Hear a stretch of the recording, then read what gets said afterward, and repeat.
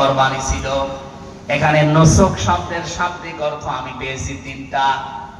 এক নম্বরে নুসুক মানে কোরবানি করা, যেটা পশুর গলায় ছুরি দেয়। দুই নম্বরে নুসুক মানে হজের কার্যকলাপ, এখন যেটা অনেকেই চলে গেছে যাচ্ছে করার জন্য। তিন নম্বরে নুসুক মানে ইবাদত বন্দেগী। এই তিনটার যেহেতু সামনে কোরবানি, এই জন্য প্রথম অর্থটা আপনি ধরেন। প্রত্যেকটি জাতির জন্য আমি কোরবানির বিধানটা দিয়েছিলাম। কেন দিয়েছি জানো? আমি চাই তারা আমি আল্লাহর নৈকট্য অর্জন করুক এর মাধ্যমে। প্রত্যেক নবীর কাছে আল্লাহ যে দিন পাঠিয়েছিলেন, দিন সব ছিল এক, কিন্তু প্রতিটি নবীর শরীয়ত ছিল আলাদা আলাদা। আপনি আদম নবী থেকে শুরু করে আমাদের নবী পর্যন্ত মিলাবেন, প্রতিটি নবীর কালেমা কিন্তু এক ছিল, লা ইলাহা ইল্লাল্লাহ। এই দিনটা সবার কাছে এক ছিল, কিন্তু প্রত্যেকের কাছে শরীয়তের বিধান এক ছিল না, এক একজনের কাছে এক এক রকম ছিল। হযরতে আদম নবীর কাছে যে কোরবানি ছিল ওটা আমাদের মতো না। ওই জামানার কোরবানির নিয়ম ছিল তারা চাটিয়াল ময়দানে জবাই করে রেখে আসতো পশু, এরকম একটা ফাঁকা জায়গায় রেখে দিত। আগুনের ঝলক এসে ওটা পুড়িয়ে ফেলতো। যার টাকা হালাল, যার জীবন পবিত্র, আর যার টাকা হালাল না, পবিত্র না, ওটা ওই জায়গায় পড়ে থাকতো। মানুষজন জানতো যে এই লোকটা ঠিক নেই। আমার মাঝে মাঝে একটা পড়লে মনে হয় এই শরীয়ত যদি এখন বাংলাদেশে থাকতো, কত হাসি যে দেশে ধরা খেত আল্লাহ ভালো জানে। চাটিয়াল ময়দানে হয়তো রেখে আসতো ঈদের দিন, অথবা জিলহজ মাসের 10, 11, 12 তারিখে। ওই দিন রেখে আসার পরে ওর যেহেতু বৈধ কর্মজীবন ছিল না, ওর জীবন পবিত্র ছিল না, ওইভাবেই পড়ে থাকতো। এলাকায় প্রচার হয়ে যেত, আমির হামজা দেখতে এরকম হলে হবে কি, ও আসলে 2 নাম্বার। শরীয়ত আল্লাহ আমাদেরকে দেয়নি।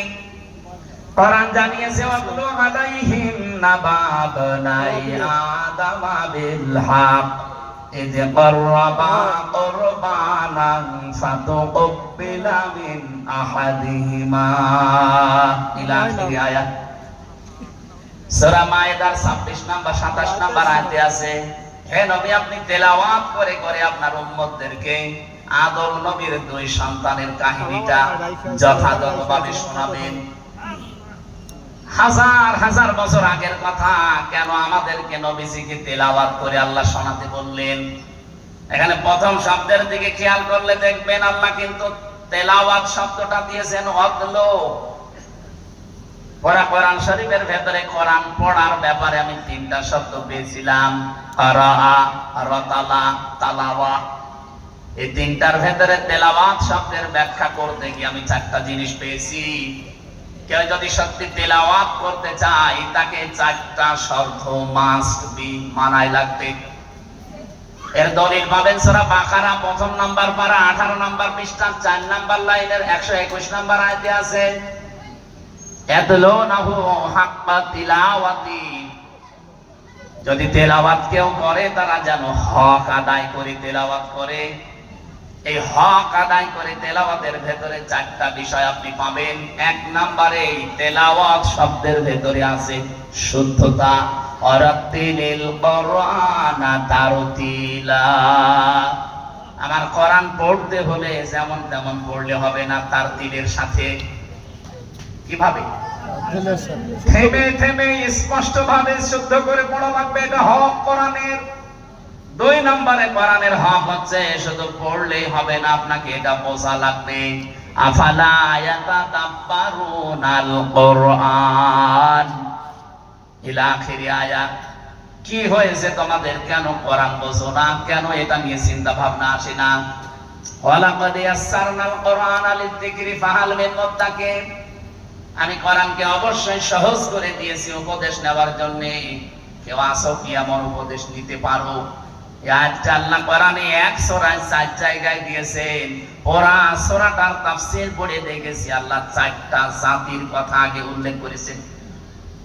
ওই 4টা বড় বড় জাতির কথা আল্লাহ উল্লেখ করার পরে আয়াতগুলো দিয়েছেন। সূরা কমারের ভেতরে আছে, আমার মূল উদ্দেশ্য এটা না। আমার মূল উদ্দেশ্য হচ্ছে তেলাওয়াত করতে হলে যেমন শুদ্ধ করে পড়ে ঠিক আপনাকে বোঝার চেষ্টা চালাতে হবে। 3 নম্বরে শুধু বুঝলেই হবে না, যতটুকু বুঝেছেন তার উপরে নিজের প্র্যাকটিক্যাল লাইফ সেট করা লাগবে। কি কথা বলছেন? শুধু নিজে মানবেন তাও হবে না। 4 নম্বর শব্দটা আসল। শুধু নিজে শুদ্ধ করে পড়বেন, নিজে বুঝবেন, নিজে মেনে চলবেন না, এটা যেন মেনে চলতে পারে সেই ব্যবস্থা করা লাগবে।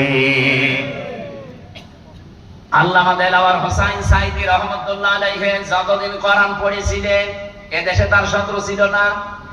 না, না ছিল না। কে বলে যাবে? যতদিন অনেক কোরআন শুদ্ধ করে পড়তেন শত্রুতা ছিল না। যতদিন বুঝেছেন শত্রু ছিল না।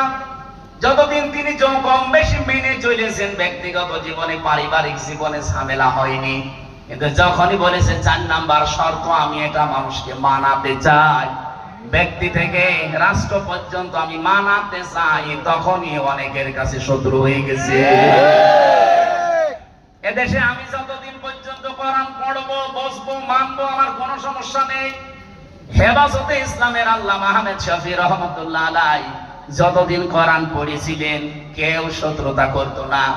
যতদিন বুঝেছিলেন সমস্যা ছিল না। যতদিন মানুষকে বুঝিয়েছিলেন সমস্যা ছিল না। কিন্তু যখনই বলেছে না, এই কোরআনে যা আছে এর বিরুদ্ধে আমি এদেশে কাউকে চলতে দেব না, কোরআনের বিরুদ্ধে আছে, নবীকে গালি দেওয়া যাবে না, বলেন মানে যে এই ফতোয়াটা দিলেন যে না, যারা নবীকে অপমান করবে তাদের ফাঁসি দেওয়া লাগবে, তখনই তাকে নাম দিয়েছে তেতুল হুজুর। ওনার নাম কি তেতুল হুজুর? ঠিক এইভাবেই নাম পরিবর্তন করে অনেক জালেমরা এই দেশকে উল্টা পাল্টা করেছে।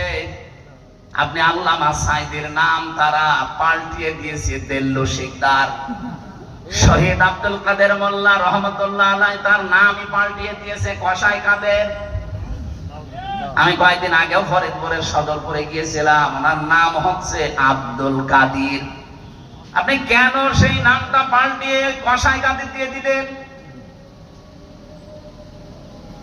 আপনি দেখেন বহু মানুষের নাম এভাবে দেশে পরিবর্তন অলরেডি হয়ে গেছে। এমনকি ইহুদিদের, আমি বাইরের দেশে যখন ছিলাম, এই যে কিছুদিন আগে সিঙ্গাপুরে, মালয়েশিয়া, থাইল্যান্ডে এই দেশগুলোতে বেড়ানোর সময় ট্রেনে বাসে যখন যেতাম, জিজ্ঞাসা করে যে আপনার নাম কি? নাম বললে আমি বুঝে ফেলেছি যেটা ইহুদি হবে। যাই বলে আপনার নবীর নাম কি? বলে জোসেফ। জোসেফ মানে মুসা আলাইহিস সালাম। আমরা যাকে মুসা নবী বলে ডাকি, ওরা জোসেফ বলে। খ্রিস্টানদের সাথে মিশে দেখেছি নাম কি, নাম বলার পরে যদি বলি আপনার নবীর নাম কি, হোয়াট ইজ ইওর প্রফেট, এই নাম জিজ্ঞাসা করলে তখন বলে যিশু। যিশু মানে ঈসা আলাইহিস সালাম। আর দাউদ নবীর নাম পাল্টিয়ে তাকে ডেভিড। আমাদের জাতির পিতা যিনি হযরত ইব্রাহিম, আল্লাহ যার নাম দিয়েছেন মিল্লাতা আবিকুম ইব্রাহিম, তার নামও শয়তানরা পাল্টিয়ে বলে আব্রাহাম। এই যে নাম পাল্টানোর পরিবর্তন করার হিড়িক এটা ইহুদিরা আর খ্রিস্টানরা বানিয়েছে। আর বাংলাদেশে 15.5 বছরে দেখলাম কিছু মুসলমানেরা এই কাজ হাতে নিয়েছিল। সব জায়গায় খালি নাম পাল্টায়, যেখানে পাই নাম পাল্টায়। বিমানবন্দরের নামও পাল্টিয়ে দিয়েছে। কি বিমানবন্দরের নাম পাল্টায়নি? কি করলেন এত নাম পাল্টিয়ে? কত টাকা খরচ করে সারা বাংলার বিভিন্ন জায়গায় এত নাম লিখে দিলেন, নাম তো নেই। যারে টাঙালেন তার চোখ মুখ উল্টিয়ে ফেলেছে। আলা তালমিজু আনফুসাকুম ওয়ালা তানাবাযু বিল আলকাব বিসাল ইসমুল ফুসুক বা'দাল ঈমান ওয়া মান লাম ইয়াতুব ফাউলাইকা হুমুজ যালিমুন। তোমরা মানুষের নাম পরিবর্তন করে দিবা না। আমার তো মনে হচ্ছে এখন যাই 2-3 দিন আরম্ভ হয়েছে, আগামীতে আমার নাম হয়তো দেখবেন পাল্টিয়ে ফেলেছে। আগস্টের 5 তারিখ যদি এদেশে না আসতো, আমার নাম এতদিন অলরেডি পাল্টিয়েছে। তো কত জায়গায় আমার নাম পরিবর্তন হয়ে গিয়েছিল পিসকে হুজুর। আমি কি পিসকে? এই যে নাম পরিবর্তনের হেডিক, এটা ইহুদি খ্রিস্টানদের। আমরা যে চারটা শর্ত বললাম, আপনি নিজে নিজে এবার বলেন তো, আপনি কি আসলে কোরআন তেলাওয়াত করছেন? বলেন। আপনি শুদ্ধ করে পড়েন, আমিও দেখতে পাচ্ছি। এদেশে বহু আলেম ওলামা, বহু মাদ্রাসা খানকা থেকে এই প্রথম তিনটা পাওয়া যায়, 4 নাম্বারটা পাওয়া তো যায় না, আরো বিরোধিতা করে। আমি নাম ধরেই বলছি, বড় বড় প্রতিষ্ঠান যেগুলো এদেশে, তারা দিনের শিক্ষা ভালোভাবে দিচ্ছে, শুদ্ধভাবে, এটা মানি। তারা নিজেরা পড়ছে, বুঝছে, মানছে, কিন্তু জনগণকে যে মানানোর পরিবেশ দেওয়া লাগবে, এই কাজে তারা নেই। আরো যদি কেউ বলে, তখন বলে এটা রাজনীতি, ওর ভেতরে আমি নেই। কোরআনে কারীম পৃথিবীতে প্রতিষ্ঠা করা যদি রাজনীতি হয়, তাহলে নবীজি ওই রাজনীতি করেননি। তাহলে নবীজি যদি করে, আপনি নবীর ওয়ারিস দাবি করছেন, সেই কাজে আপনি নিজেকে বলেন না আমি ওর ভেতরে নেই, তবে নবীর উম্মত থাকেন কি করে?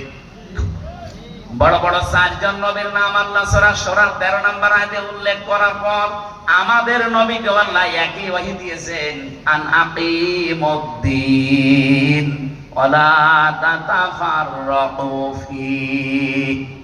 হে নবী, আপনাকে আমি একই আদেশ দিলাম যে আপনি দিন কায়েম করেন, আর এ বিষয়ে কোনো মতপার্থক্য করবেন না।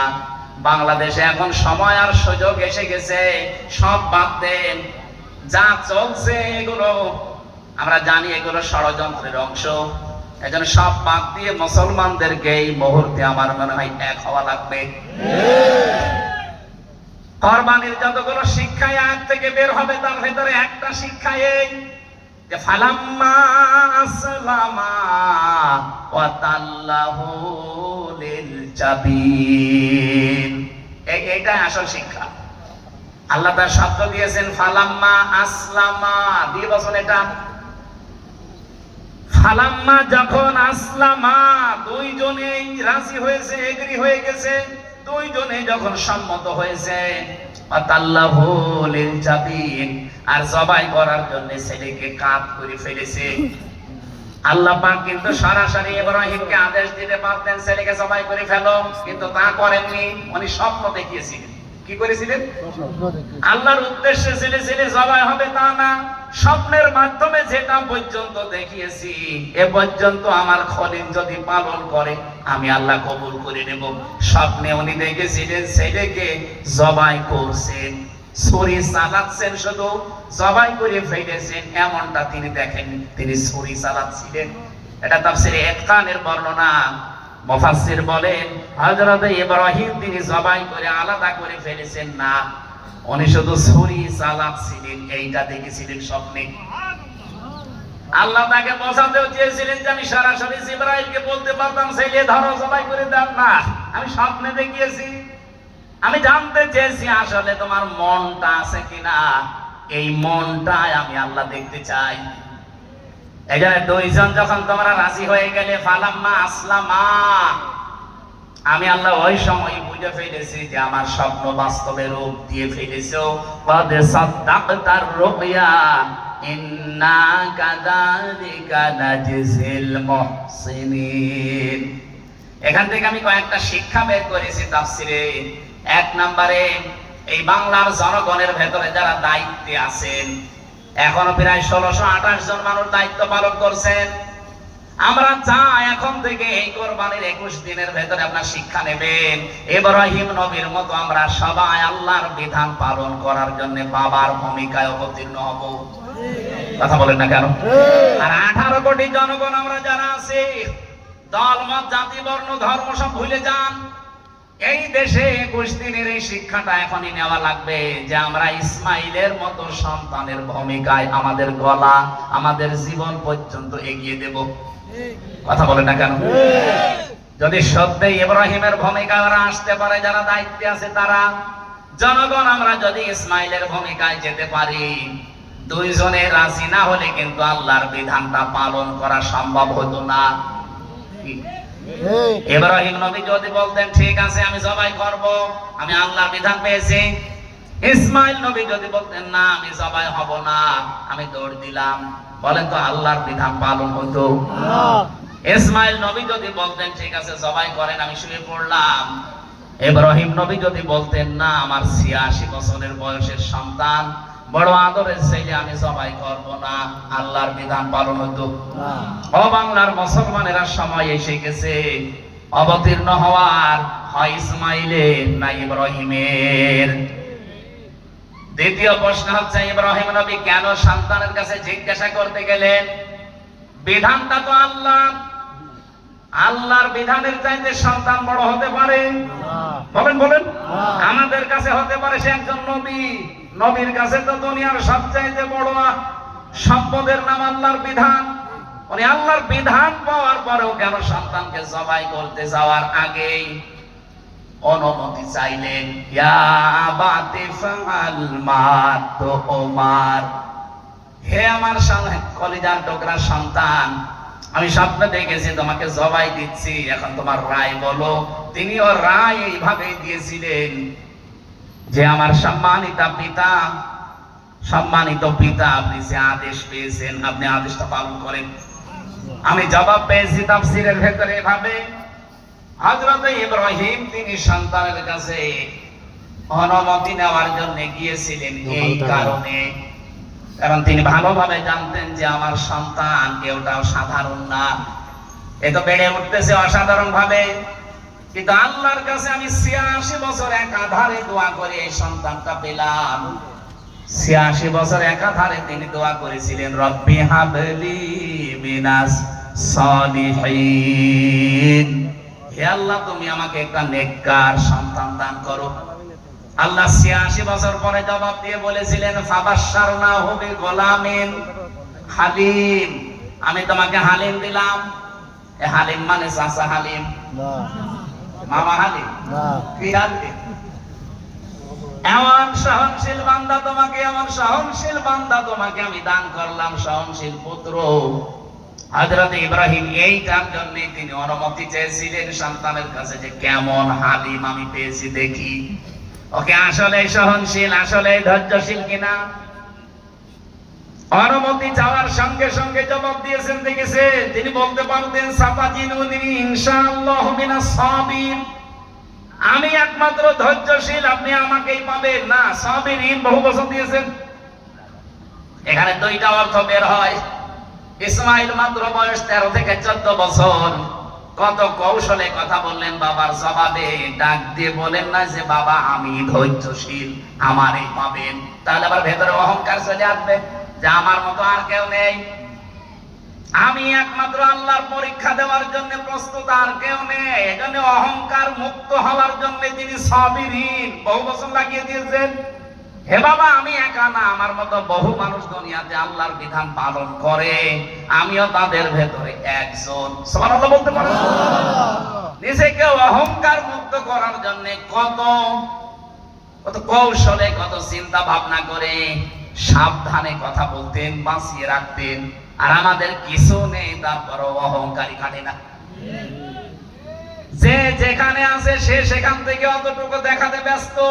কেউ বসে আছে দেশে, এখনো বসে নেই। দেখেন তো যারা যারা দায়িত্ব পেয়েছে, এর আগের কথা আর এখনকার কথা পুরা পাল্টিয়ে গেছে। শুধু চেয়ার একটু পেয়েছে, এখন চেয়ার পেয়ে পাল্টিয়ে গেছে। এটা আমার দাদা বলতেন যে যখন চেয়ারে থাকে সে তখন গিয়ারে থাকে। আমি এই যে চেয়ারে আছি, আমি কিন্তু গিয়ারে আছি।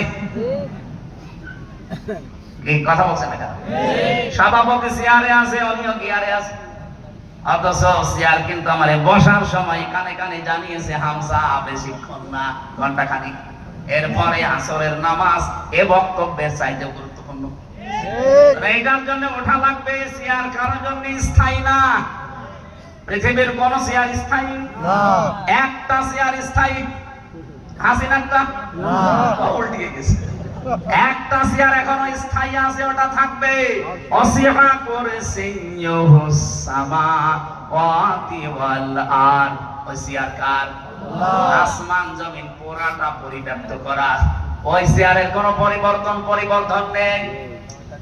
ওইটা বাদ দিয়ে পৃথিবীর যে কোন চেয়ার, এটা রদ বদল আছে না নেই? অথচ মানুষের অহংকার দেখবেন চেয়ারে বসলেই বেড়ে যায়। না, এটা বাদ দেওয়া লাগবে।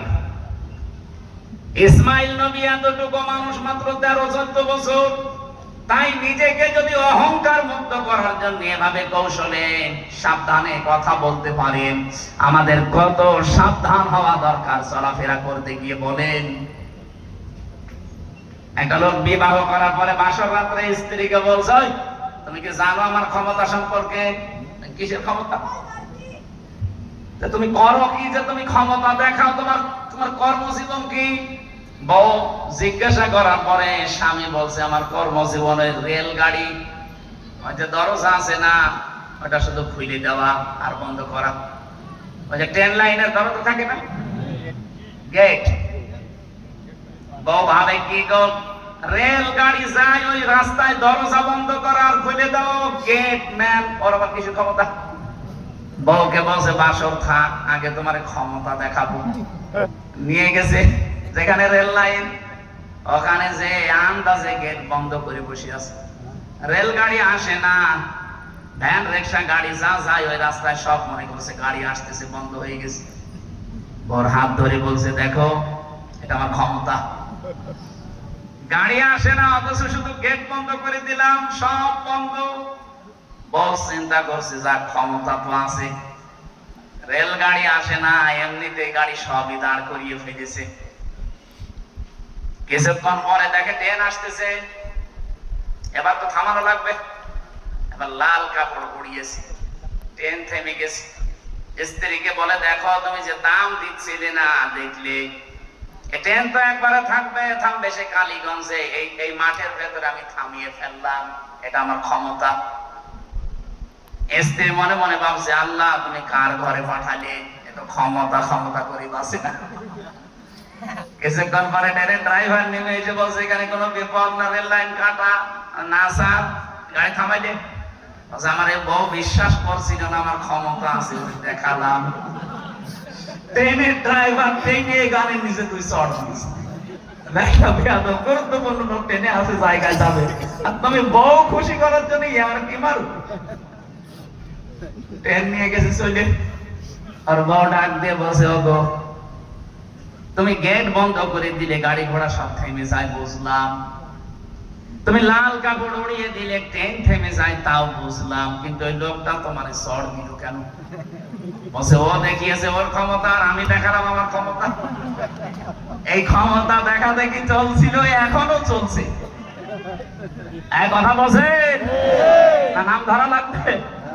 কেউ বসে আছে, কেউ বসে নেই, সে যেখানে আছে সে ওইটুকু ক্ষমতা দেখায়। মাগুরাবাসী, আমি যে কথা বোঝাতে চাচ্ছিলাম, আল্লাহ তেলাওয়াত শব্দটা দিয়ে যেটা আমাদেরকে মেন করেছিলেন, আমরা যদি সত্যি ওইভাবে বুঝতে পারতাম। ওয়াতলু আলাইহিম নাবা আবনাই আদামা বিল হক। হে নবী, আপনি আদম নবীর কাহিনীটা, এই যে নাবা শব্দটা আছে মাঝখানে, নাবা শব্দের বাংলা অর্থ সংবাদ। নাবা মানে কি? সংবাদ। ইংরেজিতে বলা হয় নিউজ। আপনি দেখেন, নিউজ লিখতে 4টা অক্ষর লাগে, NEWS। আমি মিলিয়েছিলাম, এন দিয়ে আমার আল্লাহ জানাতে চেয়েছেন নর্থ, ই দিয়ে ইস্ট, এরপরে ডাব্লিউ দিয়ে ওয়েস্ট, এরপরে এস দিয়ে সাউথ। তার মানে চারিদিকের যত খবর আমার আল্লাহ সব নবীদেরকে দিয়ে দুনিয়ায় পাঠিয়েছিলেন। বিশ্ব নবীকে আল্লাহ জানিয়ে দিয়েছেন, জানাতে চেয়েছেন যে আপনিও তো একজন নবী। নবী মানে সংবাদ বাহক। দুনিয়ায় যত রকমের সংবাদ আছে আমি আপনাদের মাধ্যমে পাঠালাম, দুনিয়ায় যান আর আপনার উম্মতদেরকে এই নাবাটা, এই নিউজটা, এই সংবাদটা শোনাবেন। যেমন তেমন ভাবে না, তেলাওয়াত করে করে। তেলাওয়াতের কয়টা অর্থ বললাম? বলেন। এখানে এইভাবে তেলাওয়াত করে আপনি শোনাবেন, হক আদায় করে, বিল হাক্কি। আরে নাবা দিলে অর্থ হয়ে যেত, বিল হাক্কি দেওয়ার দরকার কি? এটা তাফসিরে ইবনে কাসিরে আছে, আল্লাহ পাক জানিয়েছেন যথাযথভাবে আদমের কাহিনীটা শোনাতে বললাম এই জন্য, কারণ এরকম কাহিনী যুগে যুগে ঘটবে। এবার রবা কুরবানান ফাতুকবিলা মিন আহাদিহিমা, তারা যখন পেশ করেছে তাদের কুরবানিটা, ওই যে নিয়ম বললাম চাটিয়ার ময়দানে, একজনেরটা কবুল হয়েছে আর একজনেরটা হয়নি। যারটা হয়নি সে তো অন্তত একটু ফিরে আসার চেষ্টা করবে না। আল্লাহ পাক বলেন লা আতলান্নাকা লামে তাকিদ নুনে সাকিলা, ও গ্যারান্টি দিচ্ছে কাবিল নামে। এই ভাইটা ডাক দিয়ে বলেছে হাবিল আমারটাও রাখলাম তোরটাও রাখলাম, আমারটা কবুল হয়নি পড়ে আছে, তোরটা আগুনের ঝলক এসে পড়িয়েছে, আমি তোরে বাঁচতে দেব না, তোরে হত্যা করব। আমার মনে হয় হাজার হাজার বছর পর বাংলাদেশে ঠিক এখন এইটাই চলছে। এই 54 বছরের ভেতরে যারা মানুষের মন পায়নি, যাদের চরিত্র ঠিক নেই, এই মানুষগুলোর এখন মানুষের কাছে দাম নেই, মানুষ বুঝে ফেলেছে। অথচ 54 বছরে যাদের ভেতরে চরিত্র খারাপ হয়নি, মারিং কাটির অভ্যাস নেই, চুরির অভ্যাস নেই, নেশার অভ্যাস নেই, টাকা পাচারের কোনো বদনাম নেই, জাতির মানুষ এখন অলরেডি বুঝে ফেলেছে যে এই মানুষগুলোই আসল দেশ প্রেমিক জনগণের মানুষ। তো ওই মানুষগুলো এখন কাবিলের চরিত্রে অলরেডি চলে গেছে। ওরা কাবিল নামক হাবিল নামক মানুষকে আর বাঁচতেই দিতে চায় না। বিভিন্ন কায়দায় তারা আঘাত করছে কাবিলের মতো। এক কথা বলছেন না? কাবিল যেমন বলেছিল ক্বালা লা আকতুলান্নাকা, আমি তোকে অবশ্যই মেরে ফেলবো, আমারটা হইল না কেন? ঠিক এখন এই দেশে অনেকে আমাদের তাই বলছে আপনার এত ভালো হওয়ার দরকার কি? এক কথা বলছেন না? আপনি তাকান, ওরা ঠিক এই কায়দায় কাবিলের কথা বলছে, কাবিলের রূপ ধরেছে। নাই তো আপনি 71 কোন কারণে টেনে এনে আমার শোনাবেন? আমি কি 71-এ জন্ম নিয়েছি? বলেন। 71 সালে তো আমার বাবা জন্ম হালকা পাতলা নিয়েছে, আর আমার এখন 33। আমার বাবা আমার খুব বেশি হলো নাই, 20-21 বছরের বড় হবে। 54 হোক, তারপর ওই বয়সে কেবল মনে হয় কোনো পেটে এসেছি। আপনি কেন 71 টান দিলেন? কেন 52 টান দেবেন? কেন 47 টান দেবেন? 24 টান দিতে পারেন না? আপনি যদি আমাদের কিছু শোনাতে জানতে 24 শোনান, কারণ এর সাথে আমরা সম্পৃক্ত, এর সাথে আমরা পরিচিত। 71-এর সাথে আমাদের পরিচয় নেই, কারণ ওই সময় আমরা দুনিয়ায় আসি নাই। এমনকি যে লোকটা উপদেষ্টা চেয়ারে বসে কথাগুলো বলে, আমার মনে হয় 71 সালে ওর জন্ম হয়নি। আপনি এগুলো বলেন কেন? আমি যতই বলবেন এ জাতি কিন্তু এখন আর ওই আগস্টের 5 তারিখের আগে নেই, এখন অলরেডি মে মাসের 15 তারিখ চলছে। সব বুঝে ফেলেছে। কাবিল ওই সময় বলেছিল আমি তোকে বাঁচতে দেব না, মেরেই ফেলবো, কারণ তোর কারণেই মনে হয় আমারটা কবুল হয়নি, তোদের কারণে দেশের লোক আমাদের আসল চরিত্র জেনে ফেলছে। আপনি মিলান খাবের খাবিলে যাচ্ছে না? যা করেছিল হাবিল আর কাবিল, এখনো এই যুগে ঠিক হাবিল কাবিল আছে না? কিন্তু হাবিল যেটা জবাব দিয়েছিল, বাংলাদেশে আমরা যারা সত্যি একামতে দিনের কর্মী, আমাদেরও জবাব ওইটাই। ক্বালা ইন্নামা ইয়াতাকাব্বালুল্লাহু মিনাল মুত্তাকিন। হে ভাই কাবিল, আপনি যত আমাকে মেরে ফেলার হুমকি দিন, আমাকে মেরেও ফেলতে পারেন, কিন্তু শুনে রাখেন ইন্নামা, ইন্নার পরে যদি মা আসে, বাংলা অর্থ দাঁড়ায় একমাত্র, কেবলমাত্র, শুধুমাত্র, সুতরাং না, কি হবেই হবে, এরকম বাংলা অর্থ পেয়েছি আমি অনেকগুলো। আপনি শুধু ইন্না দিলেও অর্থ হয়ে যেত, মা দিয়ে নির্দিষ্ট করে দিলেন। হাবিল ডাক দিয়ে বলেছে ভাই শুনে রাখেন, অবশ্যই একমাত্র, শুধুমাত্র, কেবলমাত্র মুত্তাকি যারা, তাদেরটাই আল্লাহ কবুল করছে এবং করবে। কব্বালুল্লাহ বলতে পারতেন, এটা কব্বালু লাগিয়ে দিলেন মোজারে, বর্তমান, ভবিষ্যৎ, প্রেজেন্ট, ফিউচার। মাগুরাবাসী এখান থেকে কোরবানির শিক্ষা এই, যদি কোরবান সামনে আপনি কবুল করাতে চান আল্লাহর দরবারে, মাস্ট বি আপনাকে মুত্তাকি হওয়া লাগবে, তাছাড়া কোরবানি সামনে কবুল হচ্ছে না, হবেও না। যেহেতু এখন আমরা কোরবানিতে আছি, সুতরাং আজকে এই দেশে যারা দিন কায়েমের জন্য আমরা চেষ্টা চালাই নবীদের মতো, আমাদের একই কথা এখন সারা দেশের মানুষের জন্য। যারা আমাদেরকে আদর্শের উপরে দোষ দিতে চান, আমাদের চরিত্রের উপরে দোষ দিতে চান, আমি নিজে দেখেছিলাম 15.5 বছর ওরা আলেমদের উপরে কত রকমের দোষ বানিয়ে বানিয়ে দিয়েছে। রিমান্ডে আমার 10 দিনের মনে হয় 10 দিনই একাধারে আল্লামা সাইদের সাথে যুবতী মেয়েদের কণ্ঠস্বরকে মানে এমন এমন কথা জুড়ে দিয়েছে যেগুলো স্বামী স্ত্রীও বলে না। এরকম অশ্লীল কথাবার্তারা জুড়ে দিলেন অফিসার গুলো আমার বলছে, দেখেন আপনার বড় হুজুর কি বলছে। ওরা এত এক্সপার্ট, আমরা যদি বিশ্বাস না হয় যারা প্রশাসনে আছে আপনি একটু জিজ্ঞাসা করেন, যদি ওরা ওই দায়িত্বে থেকে থাকে। আর আল্লামা সাঈদীর সাথে যুবতী মেয়েদের কণ্ঠকে অশ্লীল কথাবার্তারা, আমি বললাম যেগুলো স্বামী স্ত্রীও বলে না, এরকম নিকৃষ্ট কথা 15-20 মিনিট একাধারে এই কথাগুলো রেকর্ড করেছি। কিভাবে কণ্ঠটা লাগিয়েছে আমি জানি না, ওরা পারে। আমারটা আজকে 2 দিন দেখছি। কবে এক ওয়াজ করেছিলাম সে মৌলভী বাজারে রাশমিকারে নিয়ে, সেটা এখন এডিট করে আমার সবের সাথে লাগিয়ে এইটা হুজুরের প্রেমিকা। কি যন্ত্রণায় আছে। ওরা যখন আদর্শ দিয়ে পারে না, চরিত্র দিয়ে পারে না, তখন আমাদের চরিত্রকে কালার করার জন্য লাইন বা সাত্তা ইলাইয়া ইয়াদাকা লিতাকতুলানি মা নাবি বাসিদিয়া দিয়া ইলাইকা লিয়াকতুলা ইন্নী আখাফুল্লাহ রাব্বাল আলামিন। হাবিল ডাক দিয়ে বলেছে, ভাই আপনারটা তো কবুল হবে না, কারণ আপনার চরিত্রই তো এরকম না। আপনার ভেতরে আল্লাহর ভয় আছে, আপনার ভেতরে চরিত্রের কিছু আছে যে আপনারটা কবুল হবে। আপনার তো মারি কাটিং করা টাকা, সাদাবাজির টাকা, আপনারটা কবুল হবে কি করে? আপনি আমারটা দেখে হিংসায় চলে পুড়ে মরেন, আপনি আমার মতো হতে পারেন না। আপনার কর্মজীবন ঠিক করেন, চরিত্র ঠিক করেন, আপনার সবই তো উলট পালট।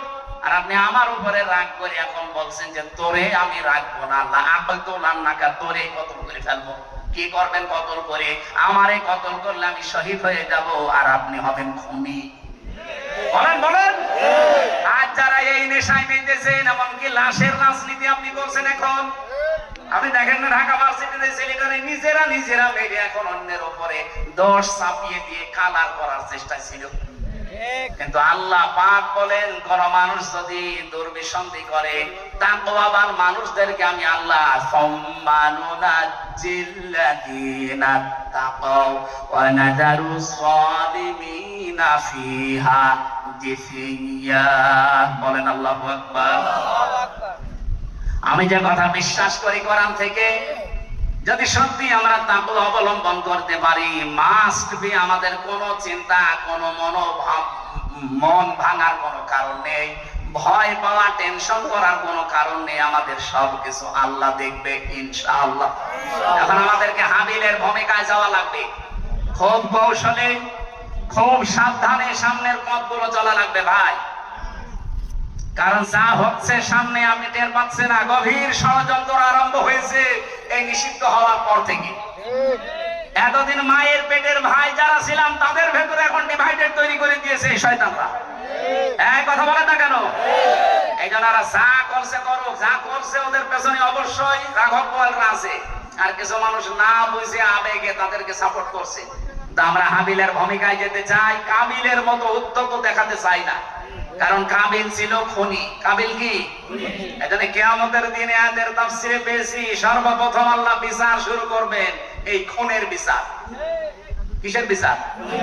খুনের বিচার আরম্ভ হবে সর্বপ্রথম। কাবিলকে আল্লাহ ডাক দিয়ে বিচারের কাঠগড়ায় দাঁড় করাবে।